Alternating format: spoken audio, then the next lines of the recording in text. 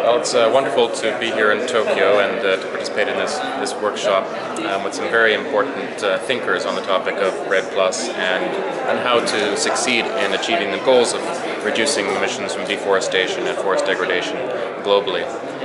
Japan is playing a valuable role in various ways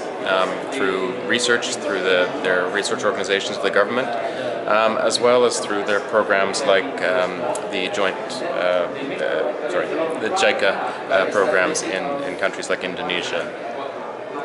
I'm working for WWF, the Global Forest and Climate Program, and we have offices in many countries, including in Indonesia. We're working with or alongside Japan or JICA projects to help Indonesians either both develop programs to reduce their emissions from deforestation, to develop alternative livelihoods for local communities, and ultimately to address the mitigation needs both of the country of Indonesia as well as the global need to reduce emissions from greenhouse gas emissions. Now, this is an interesting conference because one of the problems we have right now is that while we agreed in the international community to essentially the rules for how to measure, quantify, report, and verify that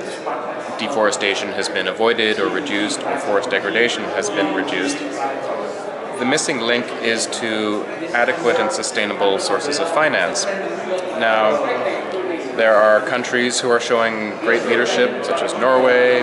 Germany, the US, and Japan, in providing public funds to support efforts in developing countries. However, the problems on the ground sometimes require different sources of investment, both longer term and investment in changing the way business is done in some cases.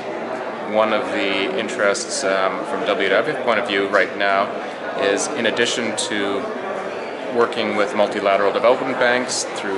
with carbon funds and various investment vehicles that are supporting capacity building and readiness, we're also looking at opportunities to help companies green their investments, green their activities. So, for example, lots of work with the palm oil sector in Indonesia, lots of work with the soy sector in countries in South America, also, of course, everywhere, dealing with the forest, dealing with the timber industry, whether it's organized large-scale industry or local domestic uses. So this means that we're looking for a diversified portfolio of investments. Public is very important in supporting governments to continue investing in readiness and capacity building. That is a critical part of the problem, but also the interests and actions of companies and associations of companies to look at changing the way they do business, the way they source their commodities, the way they invest in companies in countries like Indonesia or Brazil or other countries with deforestation problems. While it's a complex picture, we need all these players working together, hopefully in a more coordinated manner as time goes on, to ultimately achieve the objectives we're looking for. And this is both a set objectives of the countries themselves,